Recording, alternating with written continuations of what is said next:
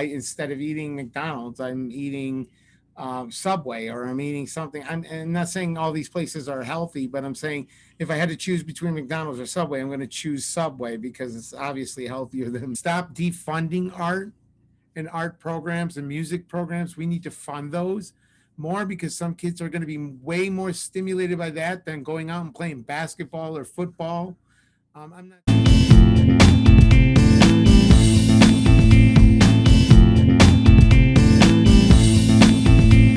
Welcome back to Talk with Stephanie. And today is already episode 2, which is exciting. And today we are welcomed by my husband, Mike. Hi, I'm Mike. And today we're going to talk about different scenarios and different situations we've faced in life and how we've grown through those things. So, are there any stories from either when you were growing up or more recently that come to your mind that you learned something from, even something small? I think there's quite a few. Maybe. I mean, I guess I could start with more. Not so. It's recent, but not so recent. I guess. Uh, just to give you guys a background, my father had diabetes. Was diagnosed, I believe, at 55 years of age. Um, I rode that out for a little while. Had wound up getting 5 mini strokes from it, and wound up bedridden from it. So um, he basically just couldn't do for himself. So he was bedridden. We'd go over and visit him quite a bit. My brother lived with him, mother, so on and so forth. But yeah, they would go over. I would go over and visit anyways. And what would wind up happening is we'd sit and have conversations. Well, at the time that was going on, I was dating a person who I'm no obviously no longer dating because obviously I'm married to Steph here, but I was dating a person for 12 years that kind of did me wrong, so to speak. Wound up, long story short, she cheated on me, so on and so forth. But it caused a lot of grief with me, but it also caused a lot of grief with my father, who happened to treat her like it was a daughter to him. I mean, this person was in his life for 12 years, so most naturally he was kind of hard on me because he felt like it was my fault that she had wanted to leave the relationship. Well, it wasn't that way. She had other things in her life going on that caused her to cheat on me, I guess. So we got into an argument. I basically told him I just wasn't, I didn't want to listen to it no more. I didn't want to have nothing to do with it. And I left. Well, in the meantime, I just wrote it out. I didn't want to go back. I didn't want to say none. I was already heated already. I didn't want to hear anything he had to say. It was a rough situation for me. It just happened. So with that going on, I let it ride for a few days. Well, the third day, I believe it was after the argument, he went into the hospital. Now, I wasn't contacted to be notified that he was in the hospital until he was already in the hospital. And by the point I could even think about leaving work and get there and be there for him, he had passed. So I didn't get to say that I was sorry. I didn't get to apologize for the argument at all. Yes, I do know that he knew I loved him and whatnot, and I don't think he was mad at me for any certain thing. But I just feel bad, like I didn't get to apologize. You know what I mean? Because the argument was stupid to begin with. But that happened, yeah, and it really that kind of hurt me too. And it's still to this that really to this day still kind of hurts me that I didn't make amends, so to speak. And you never know. I mean, I don't know what people carry to the other side. If there is another side, I believe there's another side. I believe in God and whatnot. So um, I just didn't want to have to sit there and think that he might have taken something ill regarded with him from me. You know what I mean? So basically, in that situation, I learned a lot. I learned, a don't let broken bridges stay broken forever, because if once they're wounded, if you don't try to fix them, they're never going to get fixed. The problem is that leads to being in relationships, or even relationships with family, that get broken so bad that you never get to say the things you wanted to say, and you never get to apologize for what you might have contributed to the situation. And I'm not saying it would always be 100% the person like yourselves fault, but you you got to be able to make amends with people because you can't hold on to it your whole life because it may be too late to say anything to make it better. And then you got to live with it your whole life. So my biggest take from that is just look, just fix all your broken bridges. You know, you don't have to continue hanging out or talking to certain people if the situation doesn't allow it, but at least forgive these people and move on. You know, if it requires moving on. If not, if they're a friend, try to fix the relationship, try to work it out, try to get the person to understand where you're coming from, try to understand where the person's coming from and move forward from it. How about you? Any situations you can think of that might have caused the same kind of scenario where you had to learn a lesson? I think there's more than one. There's probably more than I can, Sure, handle. for sure. We all got stories um, I would say like when I had my eating disorder was a big like learning for sure. um opportunity, I guess.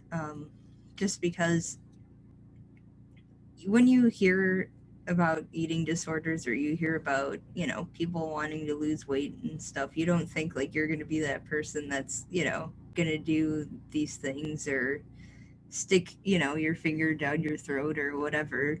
For sure. I've never been there. I can't sympathize. I don't understand. Right. But it just, yeah. So you don't think that. And then, one day you wake up and that's your reality. And so I think just like letting people control the way I thought of myself and just not realizing like what good nutrition was is what sort of got me in that hole. And so I guess I'm glad I went through it for what I learned.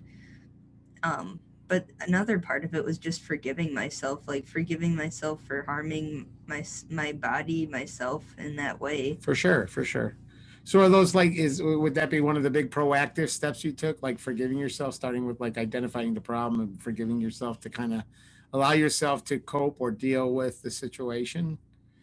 Was there anything else you might have contributed to maybe push yourself in the right direction? Like, like I don't know, like maybe eating habits, food choices. Like I instead of eating McDonald's, I'm eating Subway or I'm eating something. I'm not saying all these places are healthy, but I'm saying if I had to choose between McDonald's or Subway, I'm going to choose Subway because it's obviously healthier than McDonald's is. You know what I mean? Yeah. But but is there anything else you might have contributed to helping yourself along the way? Any kind of like things that you make like a daily reminder, like, oh, okay, I see that. Okay, I know.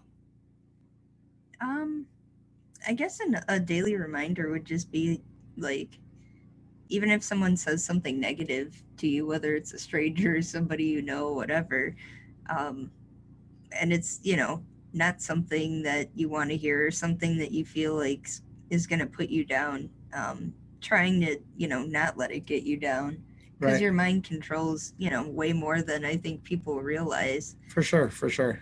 And so I think when you block those sort of things and you just go, no, like I'm gonna, see myself how I want to see myself.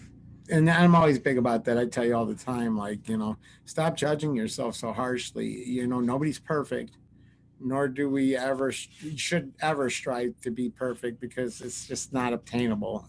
So I always tell you, just kind of accept who you are, love who you are because you're a beautiful person, whether you see it or not. Other people do see it. So accept the fact that this is how you were created, this is who you are. Love yourself, don't hate yourself, love yourself, because you can always change things about yourself for the good. And I'm not saying you have to go and change yourself to be a different person. I would never advocate for that. But what I'm saying is that you could change certain traits or habits that you do that maybe are not appealing to the general masses. You know what I mean? So, I mean, I could see that being a good route to take. You know what I mean? And I think just having a good support system, even if that's one I person, yes, definitely, helps a lot when you're in that, a dark place of any kind. for sure, for sure. Yeah, it's always good to have someone to talk to. I mean, what else is there if you ain't got nobody to talk to? You should find somebody, obviously, because going down that path doesn't lead to good things either. So, Well, and you're not always right or wrong, and like, having another opinion even on something helps a lot. Yeah, for sure. Hmm. Nice. First question down. I'm new to podcasting, just so you know. I don't think I'll be a full time participant, but I'm going to try and fill in where I can, help out where I can, and we'll see where this journey takes us. Okay, next question. Was there any time in like the workplace or like when you started working where you felt like you really learned something like a skill or something that you're like, I can take this forward with me and do something, or, you know? I think there's a lot of skills I've learned. There's a lot of downfalls I've had in jobs. I'm not saying I lost like not like where I messed up so badly that I lost a job, but what I am saying is like, okay, for instance, what I learned from the experiences I've had at work. I've been with the same company for 23 years now. Basically, what I've learned is I work in what is called will call. So that's like customer pickup. So I basically just deal with people on a daily basis. I got to know people. I get to know people. I get to talk to people. I'm social all day long. So I mean, my people skills have gotten way better. I'm not afraid to approach people. I'm just much more outgoing than I used to be, thanks to having the career I do have. Yeah, it doesn't make the most money in the world, but you know what? It pays good, and I'm not complaining. You know what I mean? I just like the fact that the job I do and the people I know and the people I've met, I just make my job worthwhile. So, I mean, it's not always a great job, but you know what? I'm not ashamed to go there or feel bad about having to go there every day. Right. You know, there's times where we're all tired and we don't want to go to work, but I'm not like, oh my God, I got to go to that place again. You know, no, I like my job. Some of the bad experiences I've had with jobs, I was once I worked for this collection agency. I won't mention their name, but I worked for a collection agency anyways, and the job was tedious. You had to call people, and you had to. It was the exact opposite of what I learned at the job I've been at currently, is that you had to treat people like garbage, and you had to convince them to give you money, and even if they were the most down on their luck and they didn't have a penny and they couldn't afford it and they literally weren't lying about it, you had to force these people to pay. And it was a really discouraging job because I don't want to force anybody to do anything. Yeah, we all are born of free will. We have the right to make up our own mind. I'm not going to tell you what to do. Yes, I know it's part of the job, and I get the fact that they have to collect money. I get it. I totally get it. But you don't have to badger people into paying their bill. You know what I mean? It is what it is, and not everybody's going to pay, and some people will pay, and some people just forgot about it. It just happens.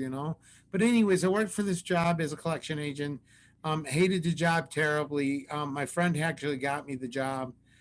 So I went to work there for I don't even know how long, probably less than a year. It was probably months. I couldn't even tell you. But I used to go to this job every day, try to do as best I could. I would struggle with it because I didn't want to badger people. But it got to a point where if you don't make your numbers, they're not happy with you, which I understand that that's a numbers game for them. And I'm totally understanding of that. But what bothered me was the guy that was the manager there knew he was going to fire me, or he was just going to fire me this one particular day. He was ready to fire me. So I'm like, okay. I kind of had gotten a heads up that maybe something was going down. I didn't know it was necessarily me, but I knew there might be something going down. All of a sudden, he comes up to my desk and he says, "Hey, I need you to come with me." And I'm like, "Okay." And he's like, "Well, your production levels are low, and it's you're not keeping up, and I don't know how much we can train you to try to get you to understand what you got to do around here." And I said, "Okay, I understand what I got to do around here." I said, "You can't force people to pay. I try my best." And he's like, "Well, that's your job, is to force people to pay." I said, "Okay, cool. I understand that. Whatever." I didn't want to fight with the guy. I just wanted to get back to work, or whatever he was going to do, he was going to do. So he says, "Oh, I think at this point in time, we're going to have to let you go." I said, "Okay, so fine. You're going to let me go. Cool." He's like, "Well, grab your stuff from your desk and I'll walk you out." I said, "Okay, no problem." Well, as I was walking out, and I didn't quite hear it, my buddy that worked there heard it, and the guy even told him what he said. when I was walking out, the guy was a real Christian person. I forgot to mention the fact that he was like a really, really Christian person. So as I'm walking the out of the office with him, he mumbles under his breath, "Are you saved?" Well, I didn't understand what he was saying because now I'm in a panic because I got to go home and tell a, a girl that I was with for 12 years that I lost my job. You know what I mean? Like, how do you explain that? So I didn't hear him. Well, what my friend had told me and what everybody that I knew from there had told me is that he had asked me if I was saved. Now, that right there, for one, A, is discrimination because it shouldn't matter what religion I am if I'm saved or if I'm not saved. Now, I do believe in God, and I would have said, yes, I was saved had I heard him say I was saved.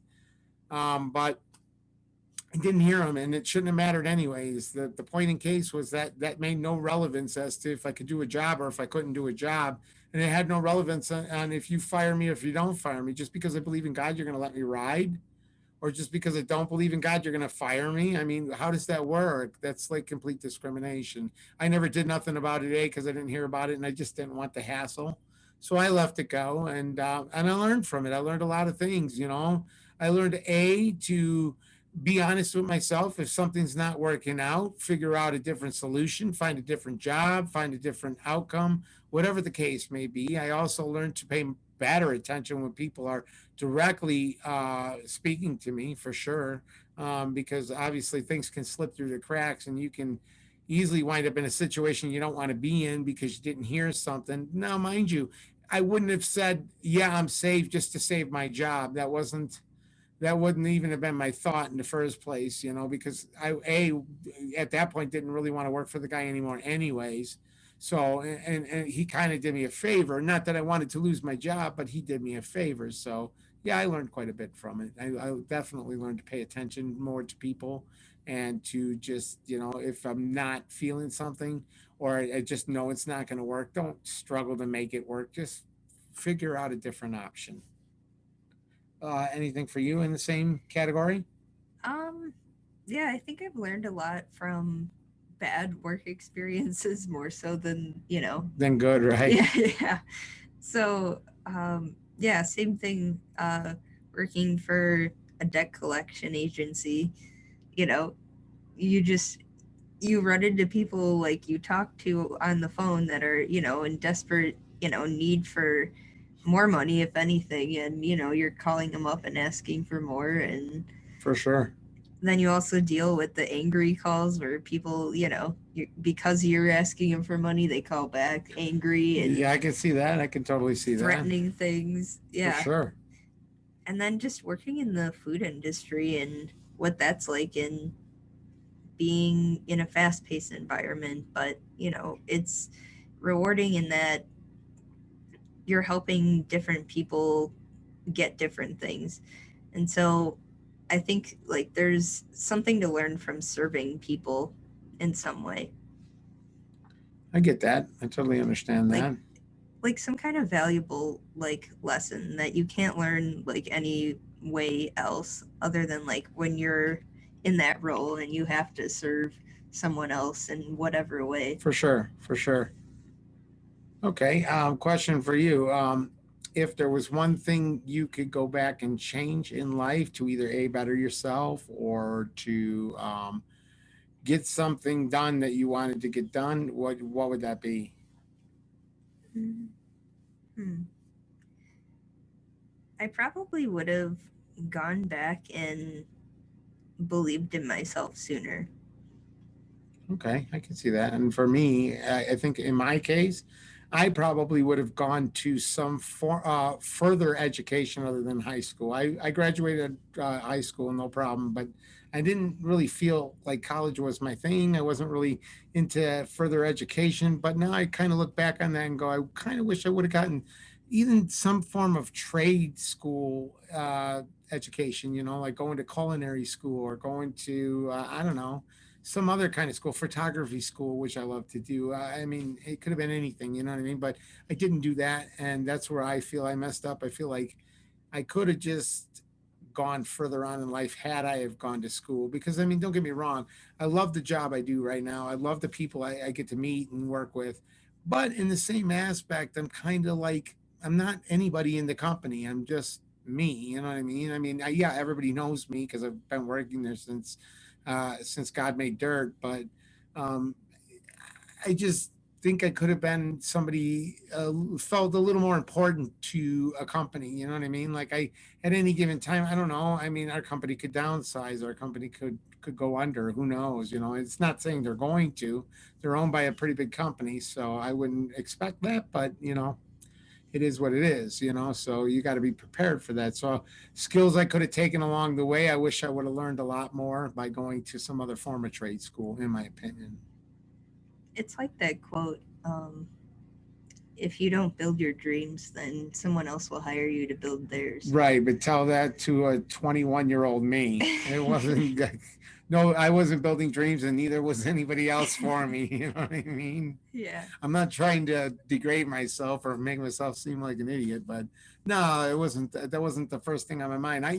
I started working when I was 14. Now I know by law that's technically illegal, but I started working when I was 14 for a restaurant, and I cooked and I did all kinds of cleaning and I worked fryers and I worked euros machines and all kinds of stuff. You know, I mean, like I'm a kid doing this stuff. You know, and lo and behold, I became in my restaurant. I was considered like the actually probably in my whole town and the next over town, I was probably like the man for cutting euros. So, and that I just I'm bragging. I like food. I like to cook food. But yeah, so there I started working when I was 14, so I really didn't have the insight to further any other dreams or anything because you know I grew up kind of poor. You know I helped support part of my family. I didn't give them a lot of money. It wasn't like I was making a lot of money either, but I was giving them some. If they needed something, then they asked me to borrow some money. I wouldn't even borrow it to them, just give it to them. And likewise, my brothers too. You know they did the same thing. Everybody pretty much we pitched in. That's what we had to do. We didn't get handed the finer things in life. We didn't get like, oh, here's a PS5. We grew up a lot before PS5, but we didn't get a PS5. You know what I mean? we we had to earn it, you know, and then we had to do chores or whatever the case may be, or we had to earn money to get it. So I mean, like I worked a lot with my grandparents at their baseball card and a comic book shop, so I learned a lot there. I learned a lot also about people's skills, not quite as much as I learned at the current job because now I'm an adult and I really care about life. When I was 19, 18, I was just worried about like, hey, when's the party coming, you know? So it is what it is, but you know, you learn and you move on, Yeah. you know, but that, like I was saying, like the whole job thing is what kept me from moving on. So I probably should have moved on. That's probably what I should have done. But, you know, it is what it is. You don't look back, you can't look back at them now. All you can do is either A, get the skills to do something different and hoping at your age they'll hire you, or B, you just make do with what you got and try to implement other things on the side to do things you love doing. You know, I'm a musician. I love playing drums. I have a drum set in the other room over here. Yeah, so that's my passion. So that's what I'm doing now is just trying to just get better at my skills and play better music. Do you think that art has helped you grow in any way, or have you ever used art to help you, like, I through life, I guess? I kind of have, yeah. Not only do I do photography, which I think in a lot of ways reflects my feelings at the moment. You know what I mean? Depending on what kind of feeling I'm in, it could depend on what kind of lighting I use, what kind of scenery I use, background I use, you know, whatever. In music, I could be writing something sad. I could be writing something happy. I could be writing something that's like, yeah, let's go kick some butt, you know. Or you know like for me I'm also a poet. I've been published in two poetry books and yeah, and there again I emotions come out, man. I mean, you just write from the heart, you know, and even if it's not a story about you, it's a story about someone else or a fictitious person, you still write it as if it was you. So you know, yeah, definitely I think art helps, and I think art more than anything has made me a better person. I think it's kept me on track. Like I'm not out running around drinking beers at the bar, going getting wasted every night. I've got other things I can do. I got better things in my life to do that can advance me so much further than the $4 or $6. I don't even know what it costs anymore. Pint of beer at the fucking liquor place, at the bar. I don't even know what to call it. I call it the liquor place. I don't know. So I don't know. For you? Yeah, I think that art has, affected me and helped me grow. For sure. Just yeah, just growing up from age 6 to like 18, like that was like my whole life. Like that's what I thought I'd be doing, and that was, what I was doing almost always, like practicing somehow. For sure. So I think during, especially growing up during those ages, and growing up and stuff, I used it uh, to vent my creativity. And then I used it, to decompress from everything else, like life. And so For sure. For it, sure. had more than one use. Right. Definitely. I would agree. Yeah, art definitely has been pretty big for both of us. Really, I mean, you're into art, you're into photography, you're into podcasting. That's a form of art, in my opinion. Yeah. Music, I'm into music. You're into music. We're all into music. It's great. But I mean, yeah, I mean, I agree with the art. I think art is very important in kids' lives. I think we should put it more. We should stop defunding art and art programs and music programs. We need to fund those more because some kids are going to be way more stimulated by that than going out and playing basketball or football. I'm not saying those are bad things to do, and those are great team sport activities to learn things from. I'm just saying some kids can't handle that kind of thing. They need something more generalized to one on one or to themselves or even to a group, but after they learn one on one. You know what I mean? Yeah. So I definitely think this government should definitely be funding programs for kids. Yeah, and I think that, through art and like being in different environments, like, kids in different areas and different upbringings, like maybe that's their only way to express themselves. Or, Very true. you know, Very true. so to have that kind of funding or having that kind of support would allow more of those kids to, get to experience things and, get through life. For sure. And there are a lot of good musicians out there trying to further music programs and things to get kids instruments because they can't afford it. There's a lot of impoverished cities in this whole country that need help. You know what I mean? And they can't afford it, and they don't have the resources, and nobody's handing out the resources. You know what I mean? Whereas, like, if we instead of giving the school that's got money already the instruments, why don't we give it to the school that doesn't have anything?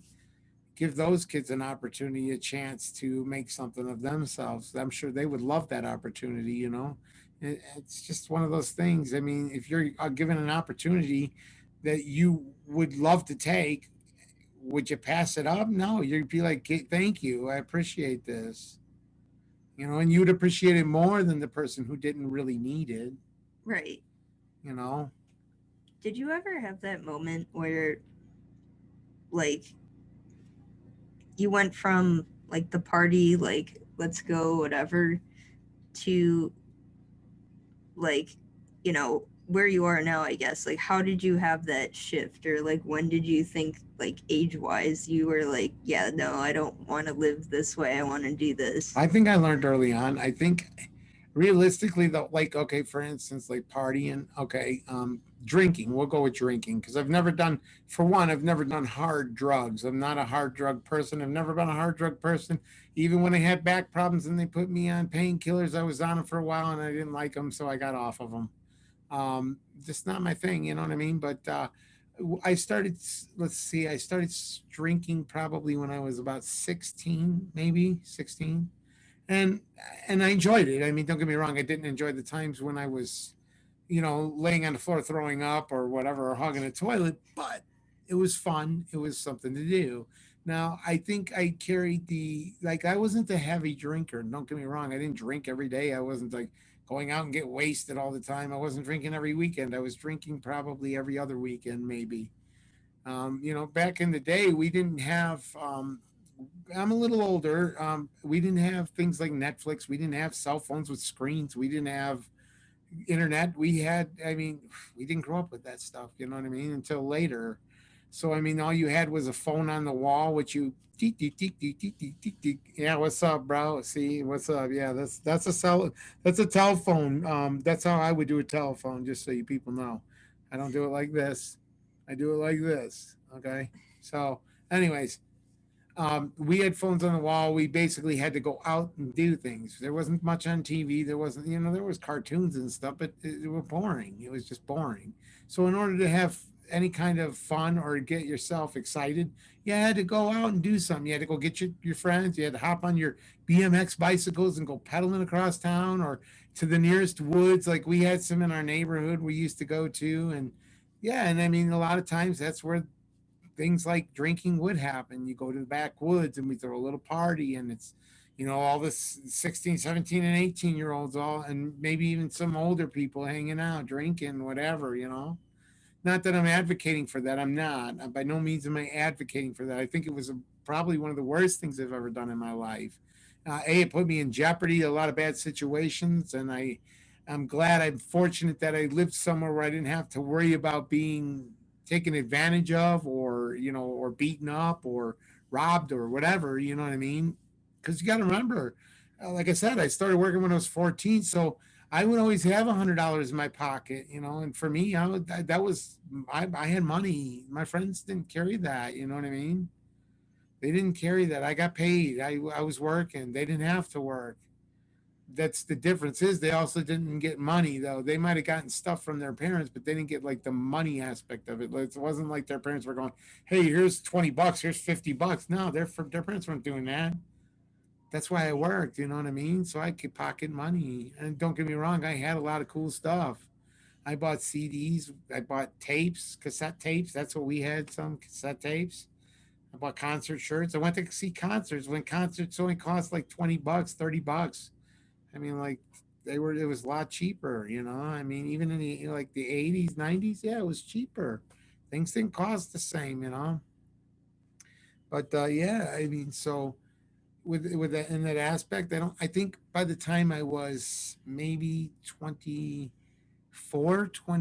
ish, I would say I just didn't really have the urge to really seriously drink anymore. Like I still drank some, like I had a beer or two, don't get me wrong.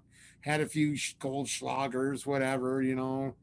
But I didn't do, it wasn't like I did when I was initially into alcohol. I didn't get like big into alcohol. It wasn't like I was an alcoholic. I kind of really didn't do it. I smoked pot more than I did any of that. So, um, yeah, with that being said, I never did hard drugs. Alcohol, I quit by the time I didn't quit. I mean, but I rationalized how much I should drink if I'm going to drink. You know what I mean? By the time I think I was 24, maybe 26, 24, 26, somewhere around there. Um, you are, since you're younger now, you're 25. So what was it like? What keeps you from wanting to drink alcohol, or what is it about alcohol that you don't like to where you're like, okay, I don't want to do this on a regular basis, or I don't want to do this every weekend, or because we barely drink. I mean, like we drink maybe once a month, maybe if we're lucky, we'll drink a couple beers once a month, and that's it. It's like, oh, okay, I had enough. Cool. Um, what holds you back from exploring what a person your age would be doing right now? Like I think most 21 to 25-year-olds are clubbing right here. Well, not, obviously not with COVID, but I mean, they would be clubbing if COVID never happened. Right. You know what I mean? They'd be out clubbing and going to bars and doing the thing. You know what I mean? Yeah. Um, what do you think keeps you from wanting to do that? I don't know. I guess just watching different people um, throughout my life that like either drank too much or got into some kind of trouble from alcohol or whatever. And just knowing like not having that control and being in that situation, like I don't know. I don't want to not have control over what I'm saying or doing or things like that. For sure, and I would agree with that. I never liked that either. I never liked being the guy that couldn't comprehend. Now I had some of those nights. Don't get me wrong. I can recall a pretty good night where I was pretty. This was when I was a lot younger, though. I was probably 16, 17, probably 17. And I used to get alcohol from some unknown sources. I won't mention any names. They're about 5 years older than me. People, people that were older than me that were 21 at the time or more, and they would give me my liquor or whatever I needed, if I needed, because I was hanging out with the same people. Everybody hung out together. We were all like our neighborhood, most of the people in the neighborhood were pretty much bonded friends, you know what I mean? So like I didn't have to worry about I gotta worry about asking this dude to get me some beer, no, it wasn't like that. So one night I had gotten because I really at the in the beginning fell in love. The first thing I really ever tried that I got to drinking was Southern Comfort. Now, don't ask me why Southern Comfort. Southern Comfort's terrible. It's so sugary. It's just it's vomit in a bottle if you ask me. You know what I mean? So I would drink not the pint, but whatever bigger than a pint, like a fifth maybe. I would sit there in a night and drink about almost a fifth at the age of 17. Now, mind you, that's alcohol level. I mean, alcoholic levels. But, I just did it because we were hanging out all night. It was like we weren't going home like right in the morning. We were like hanging out till everybody kind of sobered up, and then we'd wind up at Denny's or something. I had some pretty lax parents at the time. My parents weren't that strict. They knew everybody, so there was nothing to be strict about. You didn't have to worry about like, oh my god, my front door is unlocked. Oh, somebody might come in and get me. Yeah, it could happen. Don't get me wrong, it could always happen. But back then, it was like you lived in neighborhoods that it didn't really happen all that much. You know what I mean? It wasn't the big thing in suburbia, Chicago suburbia. It wasn't the big thing. You know what I mean? So they kind of gave us a little more lackadaisical regulations. It probably helps that I was the youngest of three, so my brothers were already old enough to where my parents didn't really give a about what they were doing. So why even give a about what I'm doing? You know what I mean? I don't know if it's appropriate to swear on a podcast. I'm assuming it's probably not. I probably have already, but I'm just trying to be appropriate.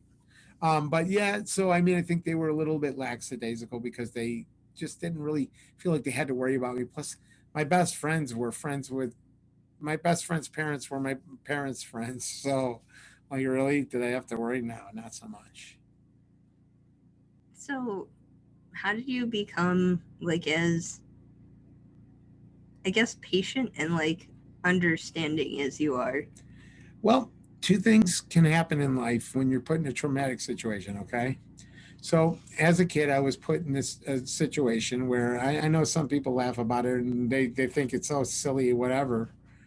Some people might not even want to own up to it, but I don't really care. That's here or near, neither here or there. Well, when I was a kid, I'm going to say around four, um, my my dad was working, my mom had to go out somewhere, and she'd asked my older siblings to take care of me. Well, their version of taking care of me was a lot different than what my mom probably thought taking care of me meant, because their version of taking care of me was, okay, we're going to put you in this dark garage and you're too short to reach the button to open the garage opener. So, and you can't unlock the garage door from the inside to the house because it's locked. And you can't really get out of the garage and it's dark and there's no light on. So I was put into that situation. 4 years old, locked in a garage, screaming and probably crying my eyes out. Probably wishing that my mom or dad would come busting through the door. You know what I mean?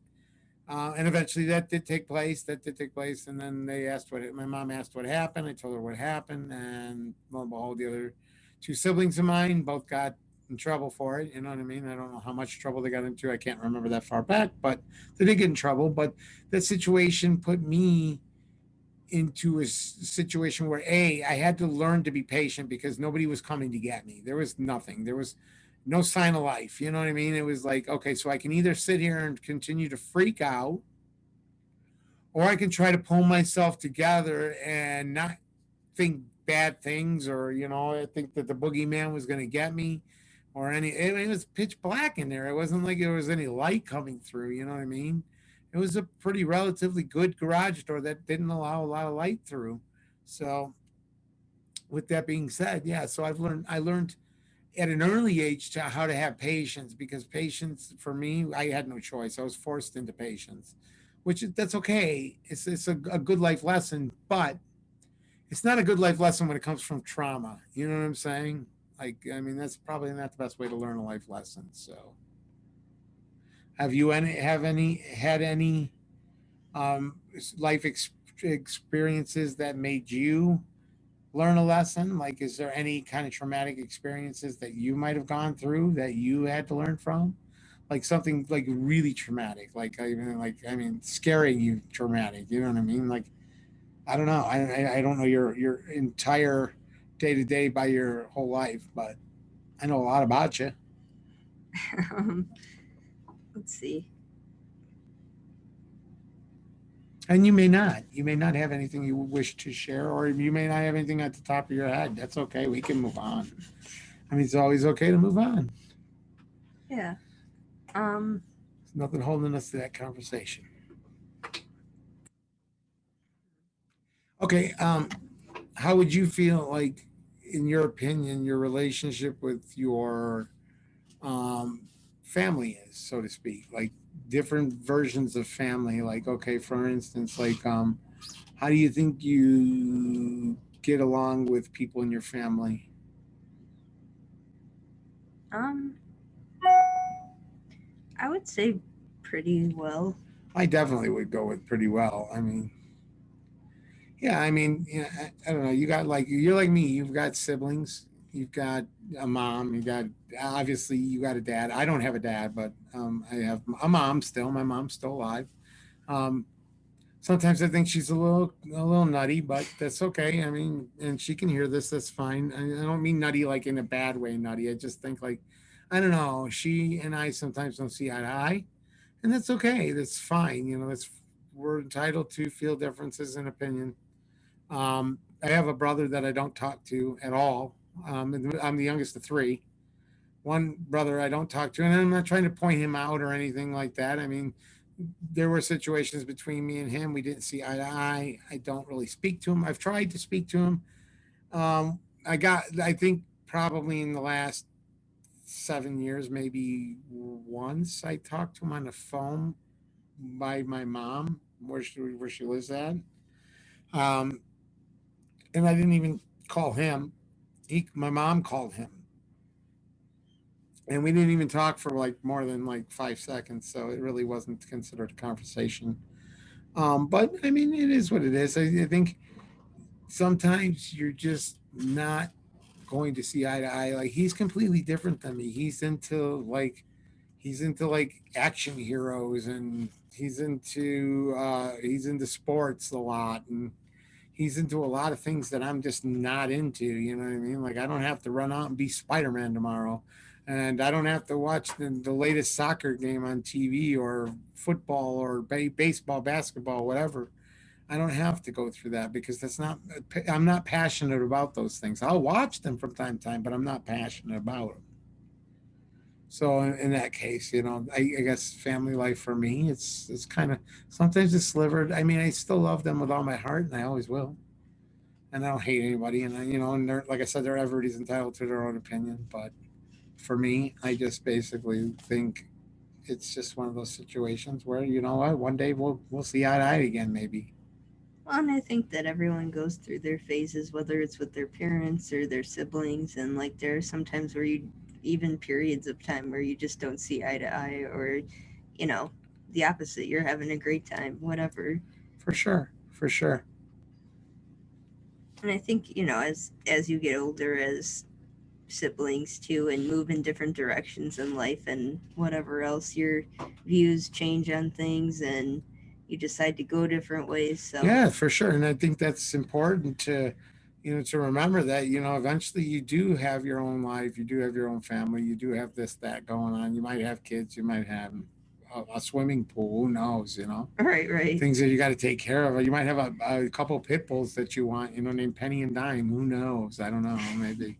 But my point being is that, yeah, there's a lot of give and take when it comes to dynamic, and you just got to go with it. You know what I mean? You just got to let it ride, And just make sure you do always at least once in a while, tell that person like hi, whatever, hey, what's up? I still know you're here, and I still remember you, and I still care about you. You know what I mean? Yeah. But so okay, as for jobs, do you like what you do for a living? Yeah, I'd say for the most part. Is there a dream job you would like to have? Um, Like anything in the world you could do. Like if I could snap my fingers right now and give you that skill, what would that skill be? Either a motivational speaker or a life coach. Okay, okay, that's a good one. Motivational speaker or life coach, both are things that I couldn't even fathom doing. I'd be too nervous. The people part doesn't bother me. It's not that. It's just being in front of a crowd of people. And I always hated being when in school they'd be like, "Okay, get up at the podium and say your speech." Okay. I was nervous. It wasn't my thing, but I can get it. It's funny because I can get on stage and play in a band and not be afraid at all, but I can't say a speech in front of 10 people, really, or in front of I'm somewhat struggling to have this conversation with fictitious people that I don't even know who they are yet. You know what I mean? Yeah. So I don't know. It's kind of, yeah, it's one of those things, It's sometimes I can do it, sometimes I can't. I'm a real people person, though. I think I can pretty much get to know somebody quick. It's just I like to laugh. I like to make people laugh. Yeah. It's all good. Sorry about the nose itching. Apologize.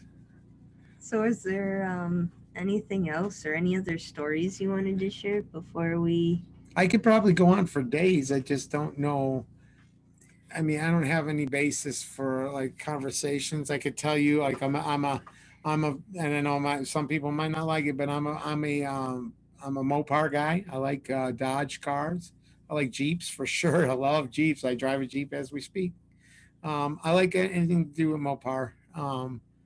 It's nothing that I don't know that a lot of people would find interesting, but for me, I like the Mopars. I like preferred brand of drums at the moment is Gretsch. Noble and Cooley would be the top of the line for me, or even DW. I play also an Alesis DM10 Mark II electronic drum set. And I basically have a PA system and all kinds of stuff to make music. I just need to make music. That's my thing. I procrastinate a lot. I procrastinate a lot. So, any other stories to share? At this moment, no. I might want to save those for future podcasts. Who knows? Maybe I'll be on another one. Maybe you'll let me be back as a guest. Let you be back. Maybe. Who knows? I don't know.